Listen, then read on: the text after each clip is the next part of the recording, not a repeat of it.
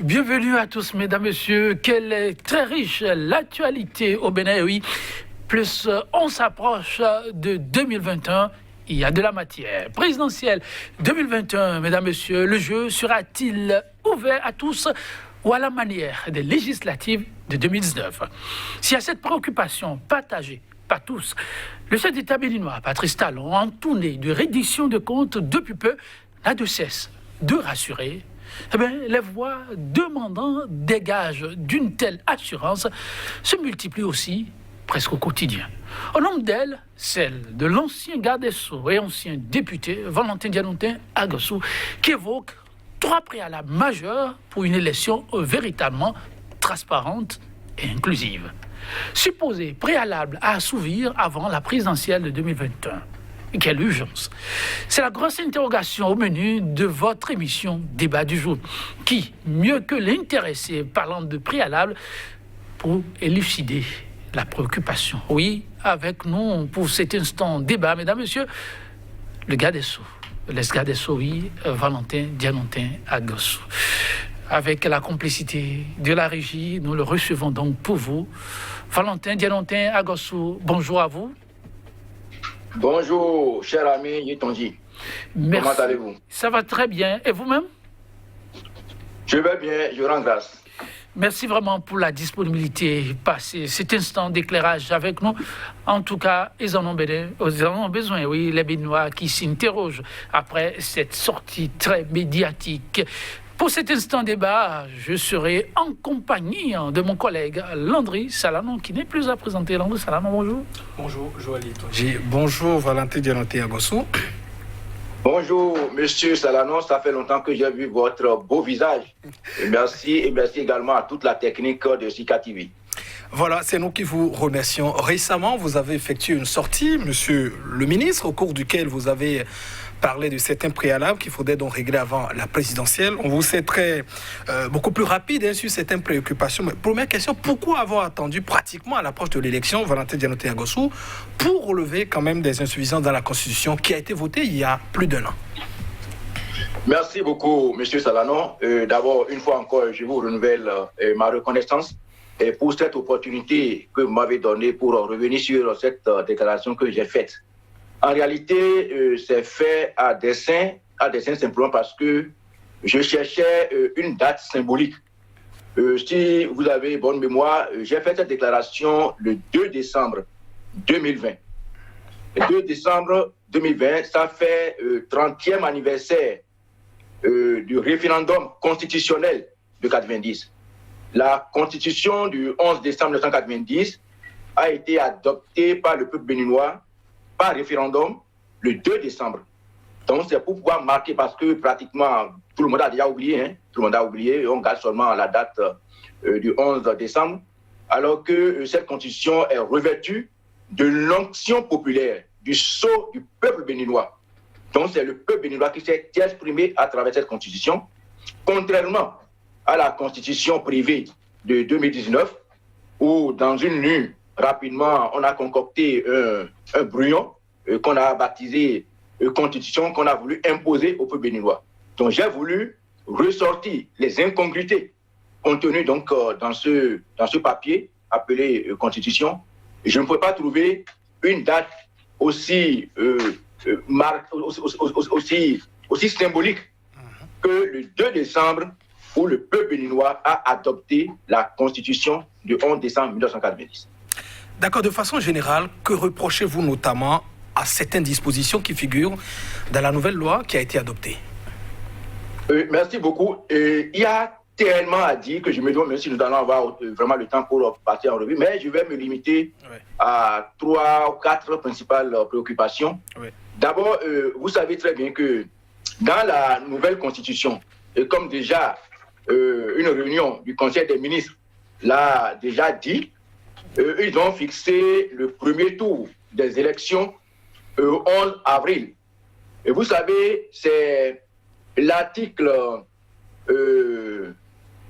31 donc de la loi 2019-43 portant code électoral, et plus précisément les articles 153, 157 de la Constitution qui dit que la date du premier tour a lieu, si vous permettez, je vous donne lecture, bon bref, ou bien pour aller plus rapidement, pour gagner le temps, le deuxième dimanche du mois d'avril. Et lorsque vous calculez, ça vous donne le 11 avril 2021. Et lorsque vous calculez également le second tour, ça vous donne le dimanche 9 mai 2021. Et lorsque vous regardez dans la nouvelle constitution, la date de prestation de serment et d'entrée en fonction du président élu est le 30 mai 2021. Et vous n'êtes pas sans savoir que le président Talon, qui est là aujourd'hui, a prêté serment le 6 avril 2016 pour un mandat de 5 ans. Il a prêté serment sur la Constitution et lui-même, dans la formule de prestation de serment, c'est bien dit qu'il va respecter la Constitution que le peuple béninois s'est donnée. La Constitution que le peuple béninois s'est donnée. Mais par quelle alchimie va-t-on mettre le premier tour de l'élection présidentielle de 2021 au 11 avril 2021, qui a une date postérieure au 5 avril 2021 minuit, où son mandat constitutionnel finit? Ça pose un véritable problème. Et vous savez, lorsque le jour de son investiture, la Cour constitutionnelle a donné lecture des résultats. Et lorsque vous regardez dans les visas et dans les articles qui avaient été cités, on a fait référence même au processus électoral. Lequel processus électoral? Le premier tour de l'élection présidentielle a eu lieu le 6 mars. Autrement dit, on ne peut pas dépasser le 6 ou le 7 mars 2021 pour l'élection présidentielle de 2021 à venir. Aller au 11 avril pour le premier tour, c'est violer totalement la Constitution. Ça veut dire que le président, de façon unilatérale, s'est donné des jours supplémentaires. Mais à partir de cet instant, on ne peut plus le reconnaître comme président. Pourquoi? Parce que notre Constitution même nous dit que toute autorité illégitime doit être combattue par tous les moyens. Donc, le premier aspect, et qui est un aspect déterminant, et c'est passé très rapidement parce que lorsqu'ils ont fait le Conseil des ministres, ils ont dit oui que ce premier tour aura lieu le 11 avril 2021 et que le mandat est donné à la Sénat pour pouvoir déployer, pour pouvoir donner le calendrier électoral. Vous avez constaté que personne n'a réagi, sauf quelques partis. Il y a les démocrates qui ont sorti un communiqué. Je crois qu'il doit y avoir aussi, c'est pas une formation bien, c'est pas une ONG, qui a sorti également un communiqué. Mais c'est un acte suffisamment grave. C'est extrêmement grave. Sur ce point, qu'un président élu se permette. Monsieur le ministre, c'est vrai, le Bénin a un parcours, malheureusement. Si on en est là aujourd'hui, c'est parce que je veux considérer, avec votre permission, qu'à un moment donné, le Bénin a trébuché. Je veux parler de ces législatives. Alors, en termes de concession, puisque c'est aussi le propre des Béninois, est-ce qu'on ne peut pas trouver une formule pour que ce qui est considéré aujourd'hui comme une parjure pas certain ne puisse pas l'être? Non, vous savez, aujourd'hui, nous sommes dans une situation où le seul chemin possible, mais lorsqu'on le dit, certains vont vous rétorquer, mais oui, pourquoi vous parlez d'assises nationales? Parce que en votre temps, on l'a dit, vous n'avez pas accepté. Mais ce qui se passe aujourd'hui au Bénin est sans commune mesure avec tous les régimes qui se sont succédés depuis 1990-1991. Vous parlez des réalisations? Pardon? Vous parlez des réalisations, le record battu par le régime en termes de réalisation?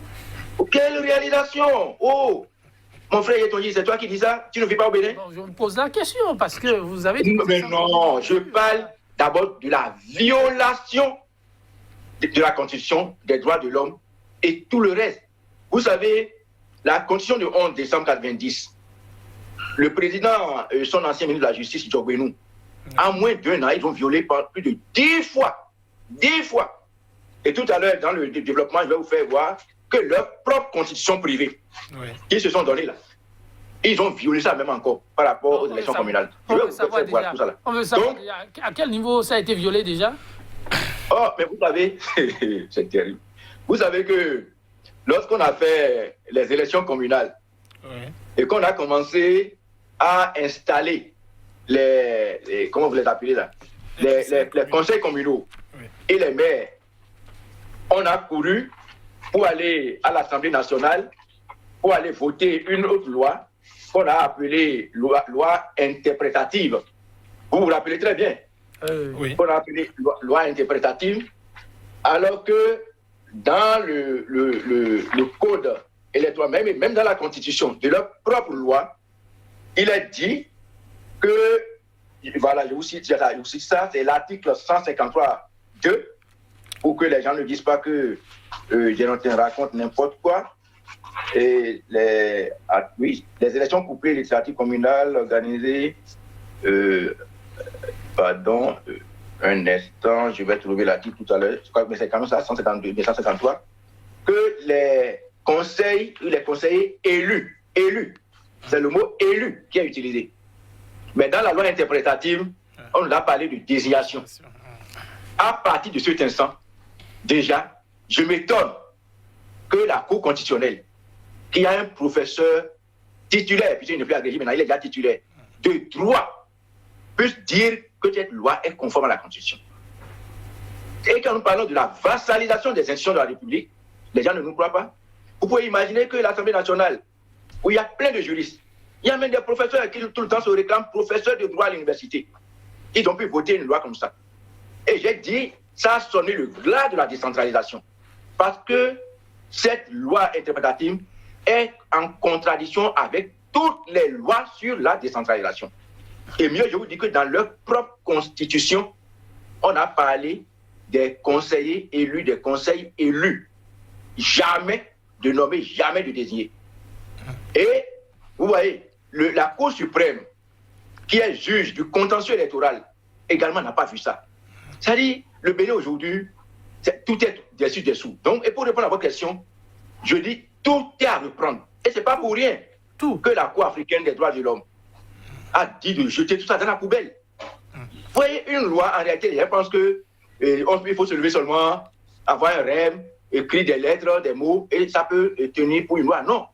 C'est tout un quadrillage, et on vérifie les normes, on vérifie les lois antérieures, et quels sont les liens, les relations avec telle loi. Mais non, aujourd'hui, on rêve, on se réveille, on appelle Vlavonou, et on dit, bon, écoutez, bon, la nuit, là, j'ai eu une idée, hein. Bon, écoutez, mettez ça en loi. Vous êtes on fait ça.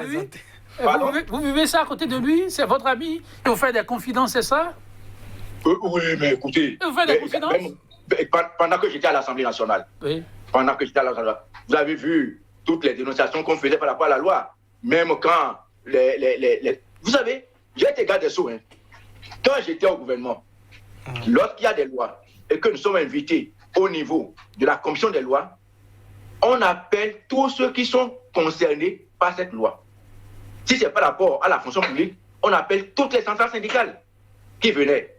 Si c'est par rapport peut-être votre secteur, les journalistes, on va appeler toutes vos associations, la HAC, tout ça là qui viennent parler. Si c'est par rapport au secteur agricole, on appelle la chambre d'agriculture. Mais c'est ce que moi j'ai subi tout le temps. Mais au temps de ce régime, je me rappelais très bien que lorsqu'on étudiait le code pénal, un certain nombre de codes, l'UNAMAB venait. Et un jour, Joe Benou a dit que lui ne veut plus rencontrer les membres de l'UNAMAB pendant que lui est là, qui sont sous lui, qui sont des juges qui sont sous lui. Mais j'ai failli me battre le jour avec lui. Parce que j'ai dit, monsieur le ministre, vous ne pouvez pas dire ce que vous dites là. Je suis là. En votre temps, quand on faisait les marches, votre patron finançait les grèves dans ce pays-là. Ce n'est pas vous qui demandez à ces juges-là de venir, et puis tout le temps avec des petites tablettes, ils vont voir des choses qui se passent en France, sans commune mesure avec nous, pour dire non, c'est ça qu'on doit mettre dans la loi. Ce n'est pas vous qui demandiez qu'on enlève le président de la République du Conseil supérieur de la magistrature, le ministre de la Justice, Conseil supérieur de la magistrature. Et aujourd'hui, non seulement le président est dedans, le ministre est dedans, on a même mis encore le ministre de la fonction publique, on a mis encore le ministre des Finances, on a mis encore des gens ici. Bref, c'est pour vous dire quoi? C'est pour dire que c'est depuis ce mois que les problèmes ont commencé. D'accord. Et la plupart des des députés ne lisent même pas parce qu'ils ne veulent même pas, parce que le problème, on met de l'argent pour faire voter. Et voilà. C'est-à-dire, aujourd'hui, c'est pire. Vous pouvez vous imaginer qu'on vote une constitution sans que personne n'ait pris connaissance de ça. Valentin Dianoté Agossoal, nous sommes sur le premier point, c'est-à-dire la prorogation de fait du mandat du chef de l'État. Alors, l'un des arguments avancés dans le camp présidentiel, c'est de dire ça n'est pas un projet de loi, la révision, ce sont les députés qui l'ont donc voté. Comment appréciez-vous cet argument qui est avancé dans le camp du pouvoir? Ouais, ça me fait tellement rire, quoi. Je connais tout ça, là, quoi. J'ai été député, hein. Si vous avez fait attention, déjà au niveau de la 7e législature, je crois que les sont venus en 2016, je crois. Déjà à partir de 2017, si vous avez fait attention, toutes les lois qui venaient à l'Assemblée sont pratiquement des propositions de loi. Et je l'ai dénoncé plusieurs fois à l'hémicycle. En réalité, c'est quoi le problème? Vous savez, lorsque c'est un projet de loi, vous êtes obligé de passer par la Cour suprême. Et la Cour suprême entend, au moment où le Bénin était Bénin, c'est-à-dire c'est des vrais magistrats qui sont là, des gens d'expérience, qui font des remarques. Et vous devez joindre l'avis de la Cour suprême au projet de loi avant de l'envoyer à l'Assemblée nationale. Mais lorsque nos amis sont arrivés, pour contourner la Cour suprême, on fait porter ces lois-là à des députés. Et du coup, ça devient proposition de loi. Et vous vous rappelez qu'on avait fait un séminaire. Je ne sais pas si vous m'entendez toujours. Tout à fait, allez-y. Ouais. D'accord. Donc, je me rappelle, on avait fait un séminaire à Dassa, et c'était un cocktail de 12 lois. Si, malheureusement, je ne suis pas au pays, sinon je vais monter ça. Mais je crois que je dois avoir fait des émissions chez vous, tout ça là. Et vous voyez que c'est à la va-vite qu'on a fait des corrections, ou à des endroits où vous voyez projet de loi, à des endroits où vous voyez proposition de loi, et on a fait signer ça à des collègues. Donc, dire que c'est, comment vous appelez ça, c'est une proposition de loi, c'est des histoires. C'est le gouvernement qui a fait son affaire et qui a envoyé à des députés qui ont mis leur signature, qui n'ont même pas lu. Alors oui, monsieur le ministre, vous parlez de dispositions chrysogènes parlant de cette prorogation. Il paraît qu'il y a plutôt, dans cette façon d'apprécier, une tendance à ouvrir une porte plutôt hermétiquement fermée. Vous savez, moi j'ai honte, hein. J'ai vraiment honte quand j'entends aujourd'hui certains intellectuels parler. Et je me demande franchement, malheureusement, je suis éduqué de telle manière que il ne m'est pas permis de parler mal des aînés. Mais c'est triste. J'ai entendu Maître Zizoué, Abraham. Voilà quelqu'un, je ne peux pas citer tout ce qu'il a été dans ce pays. Il était considéré comme un grand juriste, un grand avocat, ancien président de la Cour suprême, je crois, président au niveau de l'UMOA, tout ça. Mais écoutez, je vous renvoie simplement à une de ces vidéos. Quand Yaya avait voulu faire la révision de la Constitution, c'est lui qui disait que cette Constitution a une charge émotionnelle et que même pour déplacer une virgule, il faut consulter le peuple béninois.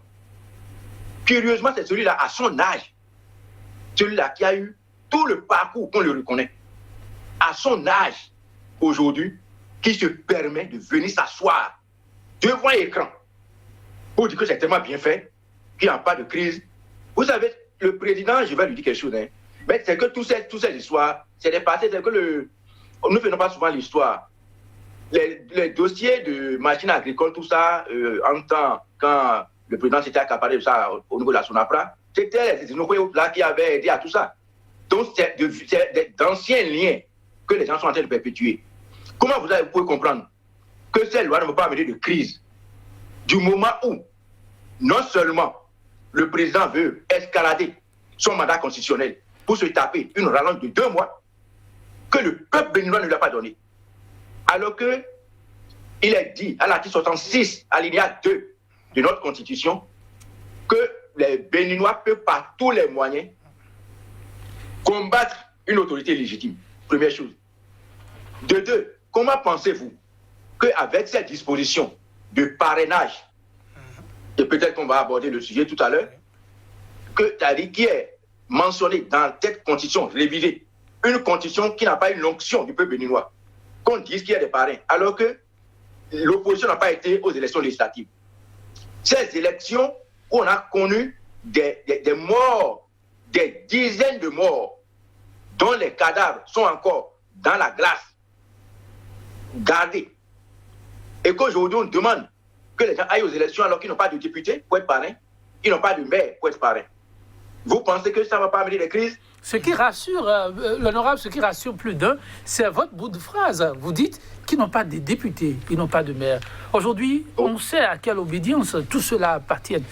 Et le numéro 1 a donné de la voix, et vous l'avez suivi. Nous ferons ce qui est en notre pouvoir pour demander à ceux-là de pouvoir tendre la main aux autres compatriotes qui désireraient compétir. Est-ce que ce n'est pas suffisant? C'est ça le comble. C'est ça le comble. Et je voudrais profiter en même temps pour aborder l'un des points de ma déclaration, à savoir le parrainage.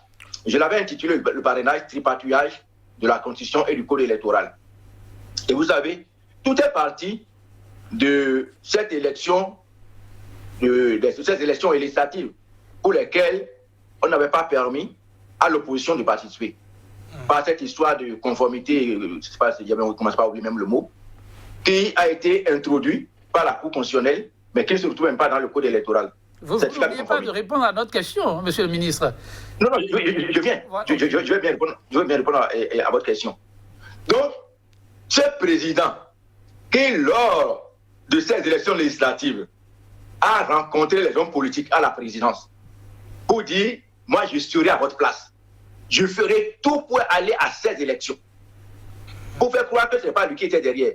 On a balancé les gens à l'Assemblée nationale pour aller faire des débats, tout ça, ça n'a pas prospéré.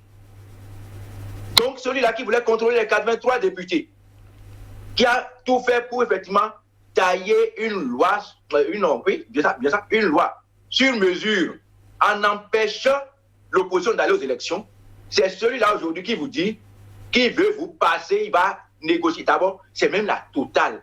Rien que le fait de dire ça, là, ça prouve qu'il n'y a plus aucune institution crédible au Bénin. Donc c'est le président, c'est de son bon vouloir qu'un député peut parrainer, un maire peut parrainer. Et comme je le dis toujours, il n'y aura aucun parrainage au Bénin si ce n'est avec l'onction du président Talon. Valentin on peut quand même créditer Patrice Talon, disons, d'une certaine bonne foi, non? Mais quelle bonne foi? Vous n'avez jamais vu avoir une bonne foi depuis qu'il est arrivé là? Mais vous voulez que je vous cite encore des exemples? Je vous parlais tantôt des législatives. Oui. Qu'est-ce qu'il n'avait pas dit? Il a dit, mais il ne sert à rien de faire du aguidi. Il ne faut pas faire du aguidi. Mais pour empêcher les gens d'aller aux élections. Mais celui-là qui défendait bec et ongle une loi et dit que les gens doivent se conformer à ça, aussitôt les législatives terminées, on a révisé en même temps encore le code électoral et la charte des partis politiques. Les chartes qu'on utilisait, les codes qu'on utilisait, vous savez depuis combien d'années on utilisait ça? Et un code pour lequel on a fait tout ce bruit-là, on l'a utilisé pour faire une seule élection, une seule, la législative seule.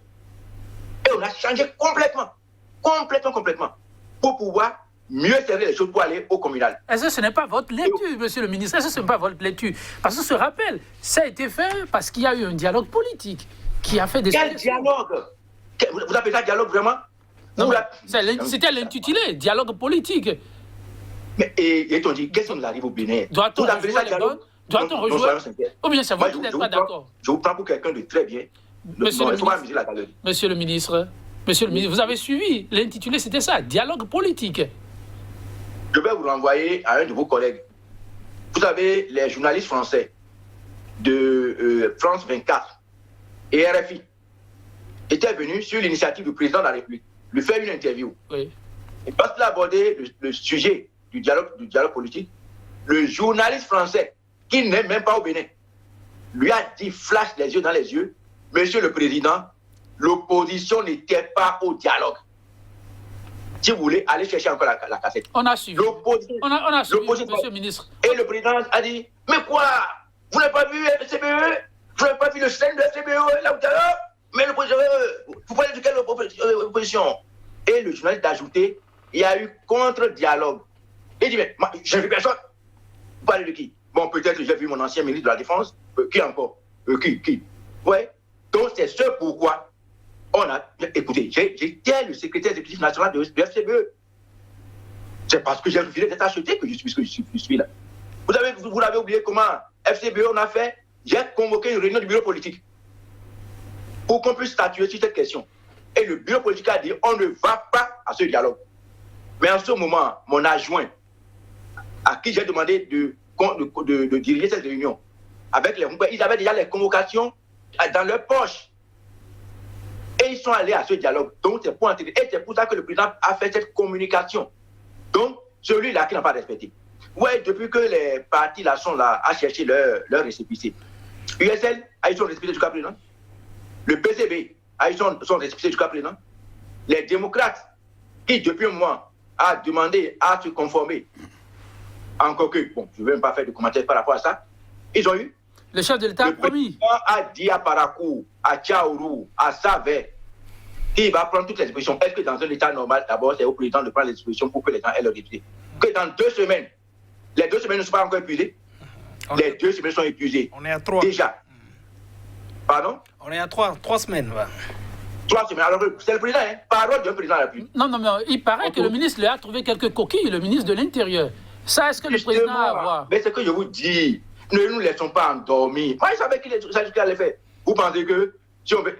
Regardez, on n'a qu'à sortir les dossiers de UP, de BR et tous les autres partis qui n'ont même pas pu réunir le nombre de gens qu'il faut pour faire un parti. Vous en avez la preuve, vous?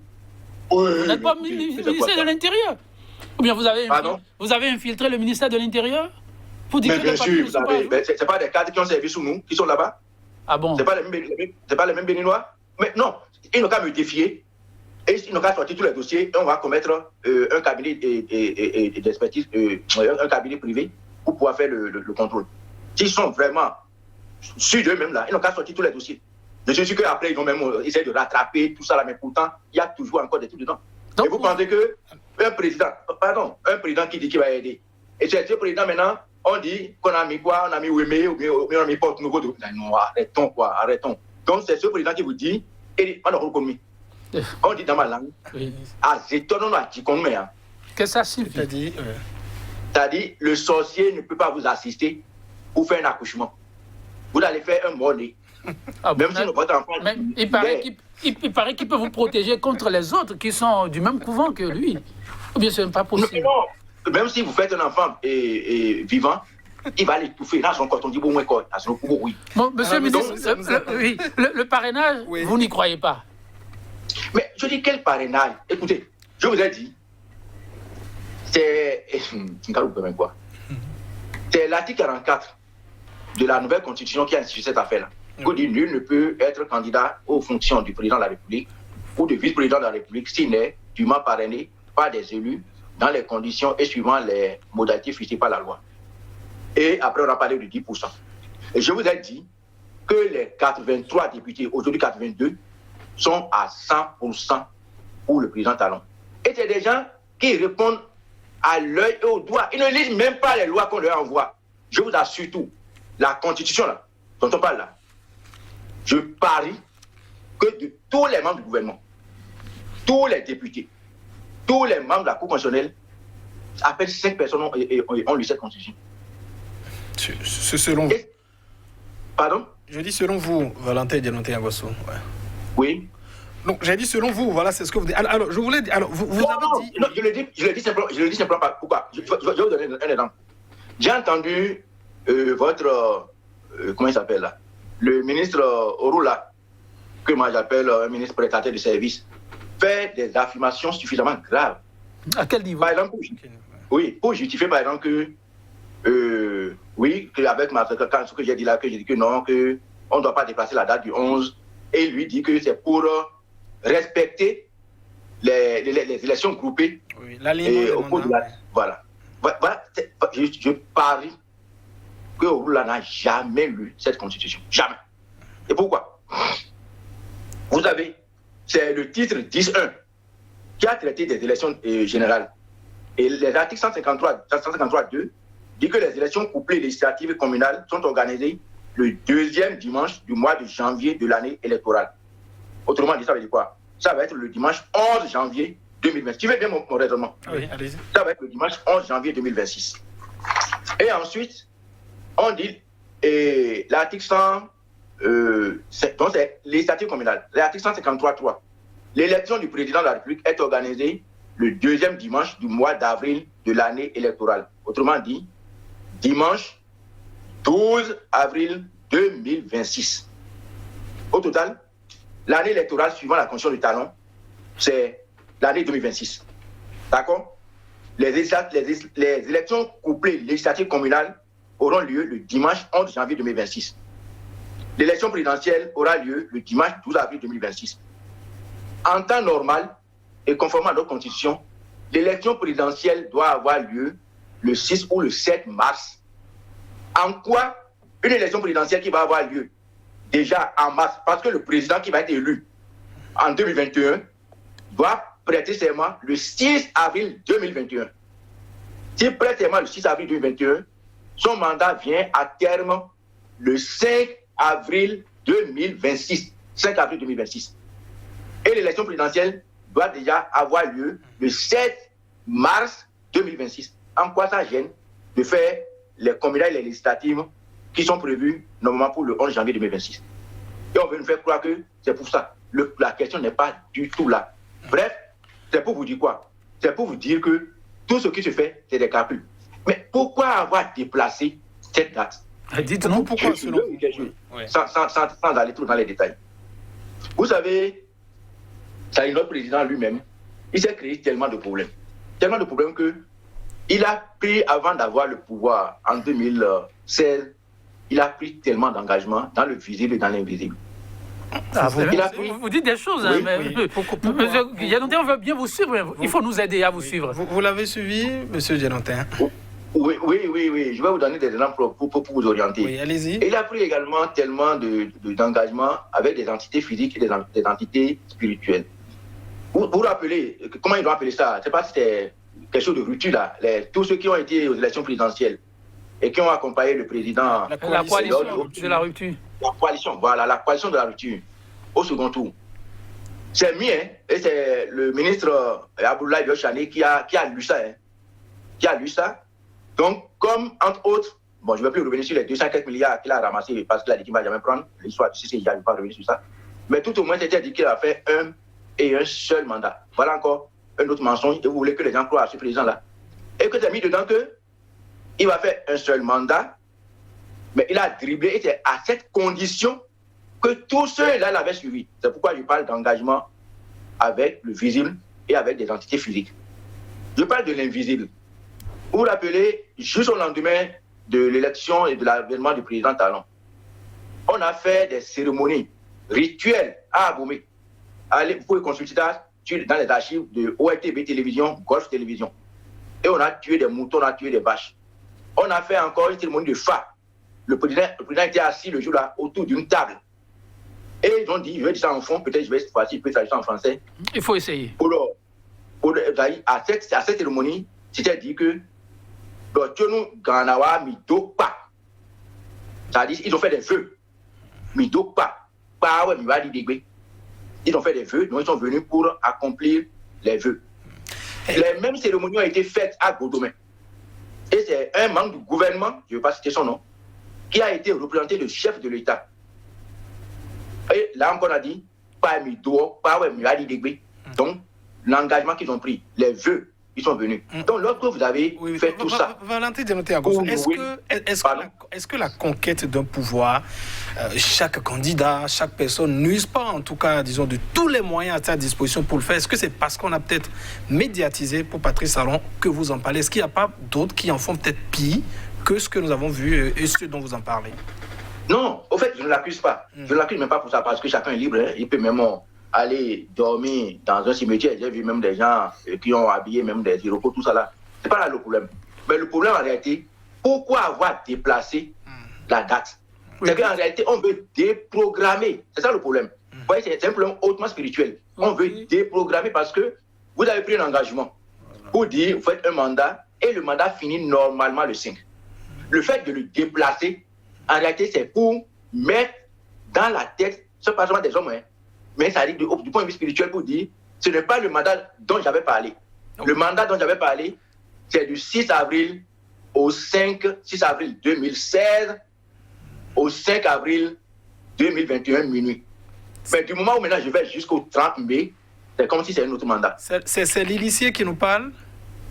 Prêter serment le 6 avril 2021, ça n'a pas la même valeur que prêter serment le 30 mai 2021.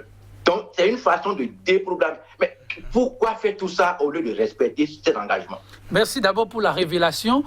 Pourquoi faire tout ça au lieu de respecter son engagement? Alors, dans la peau du politique, c'est toujours difficile d'appréhender un certain nombre de paramètres. Vous dites, si c'est pour le Bénin, il faut ramener la balle à terre. Mais à quelques mois des échéances, comment peut-on y arriver lorsqu'on a l'impression que les Béninois ont du mal à se parler, Monsieur Valentin Dianontin? Vous voyez, c'est-à-dire, même les pays qui ont connu la guerre ont fini de ne pas s'asseoir pour parler. Et lorsque vous refusez de vous parler plus tôt, vous serez contraint de vous parler quand tout sera déjà détruit. Vous voyez, pendant qu'on parlait des législatives, là, on aurait pu écouter les gens qu'on n'allait pas faire ces morts-là, ces morts gratuits, inutiles. À Cotonou, un peu partout, où près de 300 personnes ont perdu la vie. Vous savez ces chiffres d'où? Si, je vous l'ai déjà dit plusieurs fois que à Tchaourou, Sabéo, on a désormais des chiffres officiels. Mais non, le temps viendra, quand les gens seront devant la CPI, vous connaîtrez les chiffres là. Okay, je vous ai dit, à Tchaourou, Sabéo, il y a plus de 200 000 policiers et militaires qui sont morts. Et civils, près de 44. Je ne parle pas encore de Cotonou et autres là. Alors vous dites que les Béninois finiront par se parler. Je reviens à l'essentiel. Ouais. Donc, sans les assises aujourd'hui, regardez, quelle loi aujourd'hui existe encore au Bénin? Que ce soit contre l'EPI, que ce soit la Constitution, que ce soit la loi sur la grève, que ce soit la loi sur le Conseil. La Cour africaine dit tout est à jeter. Parce qu'on a refusé de faire le dialogue, le vrai dialogue, pour aller aux élections législatives. Or, c'est le président et les députés qui désignent les membres de toutes les autres institutions. Du coup, étant donné que nous avons une assemblée illégitime, toutes les autres institutions sont illégitimes. Et pire, même cette histoire de parrainage dont on parle, avec une élection exclusive, qui n'a pas requis le consensus, ou même des gens qui n'ont pas été élus sont à l'Assemblée nationale. Vous pensez que ceux-là ont l'onction pour parrainer quelqu'un? Donc, il y a même une question de légitimité originelle. Ces maires-là, vous vous rappelez, avant même d'aller aux élections communales, la Cour a dit au gouvernement de ne pas aller aux élections sans l'opposition. Pourtant, ils sont allés. Et ils ont pris des maires, comme je vous l'ai dit, qui ont même violé leur propre constitution, des maires qui ne sont pas élus, alors que dans la constitution, il dit que c'est des maires qui doivent être élus, mais des maires qui sont désignés, ceux qui n'existent même pas dans la constitution, et ce sont ceux-là qui vont parrainer. D'accord. Valentin... Maintenant, vous voulez aller à quelle élection? Donc, la seule solution, c'est de faire les assises et d'annuler toutes ces lois-là. Les 4 mois, c'est suffisant. On peut tout faire si on a vraiment la volonté de le faire. Vous permettez, puisqu'on va encore gérer un peu le temps, en attendant d'aborder peut-être le troisième point, évidemment, la question de la vice-présidence, notamment les contours de la vacance du pouvoir. Vous avez dit qu'il ne faut pas créditer le chef de l'État de bonne foi. Alors, qu'est-ce que vous craignez? Quels sont peut-être, selon vous, les schémas possibles? Est-ce que de voir Patrice Salon seul candidat ou bien de choisir ce qu'il veut? Quels sont, j'allais dire un peu, les schémas que vous avez peut-être pu étudier qui risquent d'arriver, ce n'est pas une prestigitation, en 2021 selon vous? Très bien. Vous savez, je vais le dire, les gens vont encore, ils n'ont qu'à m'insulter sur les réseaux, ils n'ont qu'à raconter tout ce qu'ils disent. Je sais que le temps viendra où nous allons faire le bilan et on saura celui qui aime son pays, qui a aidé son pays à s'en sortir. Voilà ce qui va se passer. Le président ne peut pas être seul parce que son problème, il a toujours voulu tromper l'opinion nationale et internationale. Il sera candidat et il y aura d'autres partis. Déjà, les FCBE était conçu pour ça. C'est-à-dire, c'est de les faire, heureusement que beaucoup de choses, de stratégies ont été déjouées. Donc, les FCBE auront également leur candidat. Il va susciter encore un autre candidat quelque part. J'ai dit récemment quelque chose qui a fait polémique. Les gens, il y a certains qui ne m'ont même pas écouté et qui ont commencé à dire, j'ai dit quelque chose par rapport aux démocrates.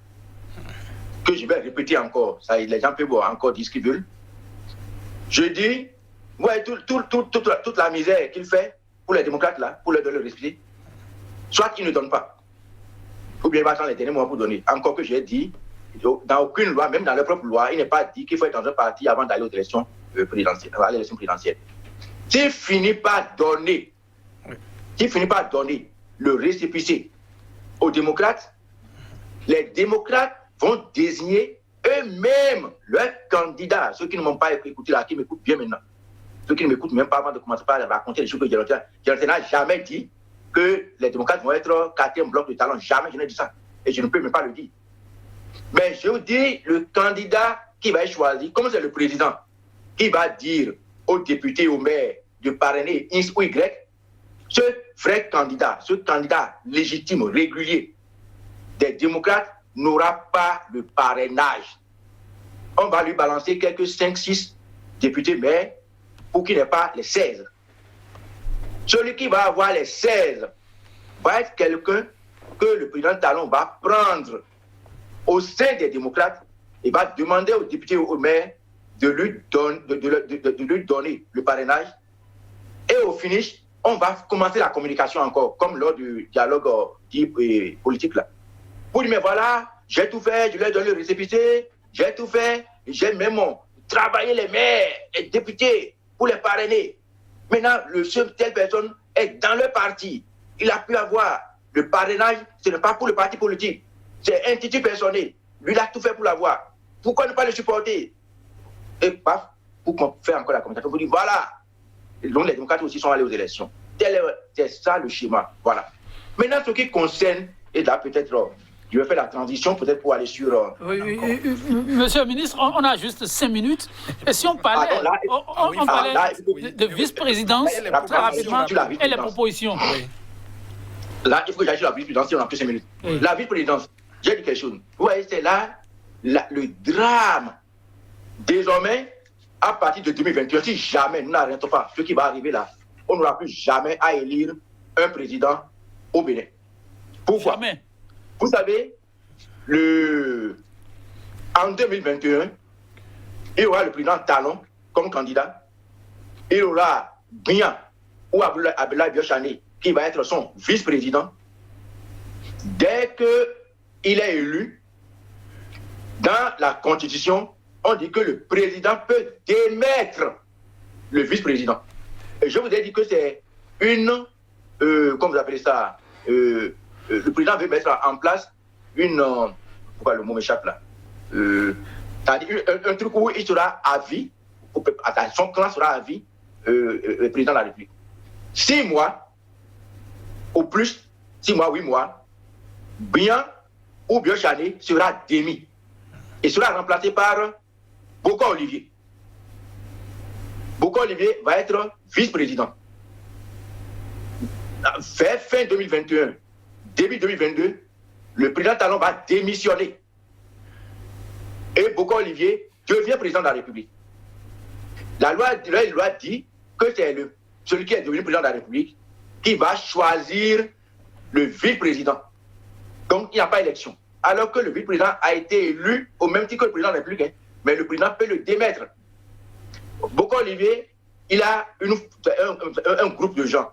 Par exemple, il y a Johannes, il y a Djobrenou, il y a Odin Aladater, il y a le ministre des Finances, tout ça. Mais il ne va pas choisir. Pour tromper encore les gens, ils vont prendre Djemba. Donc Djemba va être pris pour être le vice-président de Boko Olivier. Ils vont continuer. Et vers les années 2024-2025, la situation économique va devenir tellement tendue parce que pourquoi? Tous les projets pour lesquels Yaïb avait cherché des financements et qui sont en train de prendre maintenant, où ils ont créé plein de sociétés écrans pour faire du recyclage de l'argent, tout ce que vous entendez, emprunt obligataire, tout ça, c'est de l'argent du Bénin qu'on rapatrie vers les banques. Après, ça passe par les établissements financiers, on ramène ça au pays pour dire que oui, on a eu des emprunts, tout ça là. Ces ressources vont commencer à se rarifier. La situation va devenir tellement tendue, difficile dans le pays, où les gens vont commencer à décrier le président Boko Olivier, alors qu'en réalité, ce n'est pas de sa faute en réalité, parce qu'ils ont tellement pillé le pays. Et là, on est proche déjà de 2026. Et c'est la situation Wahala dont on a parlé dans la vision Bénin Perspective 2025. Donc, et on va dire encore, non, donc le président Boko n'a pas réussi comme le président Talon, il vaut mieux qu'on fasse revenir le président Talon. Il va revenir encore en 2026. Donc, à partir de 2021 avec cette histoire de vice-président là. Donc le président Boko, qui a désigné vice-président, qui est devenu président, n'a pas été élu. Monsieur le ministre, ce fut un plaisir. On va devoir s'en arrêter. Vous dire vraiment un grand merci. On se retrouvera, ne vous en faites pas, Monsieur Landry Salano. Ce sera tout exceptionnel. Oui, chers téléspectateurs, ça n'arrive pas tous les jours. Au plaisir de vous retrouver. Au revoir.